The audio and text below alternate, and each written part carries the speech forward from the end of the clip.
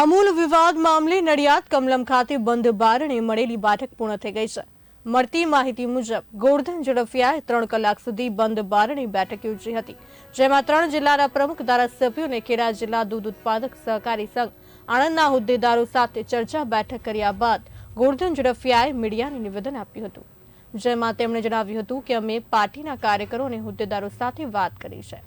ત્યારે ખેડા જિલ્લા દૂધ ઉત્પાદક સહકારી સંઘના વિવાદ મામલે જણાવ્યું હતું કે અમે બધું બેસીને જોઈ રહ્યા છીએ, જેમાં ગોરધન ઝડફિયાનું નિવેદન ઘણું સૂચક જણાવ્યું હતું।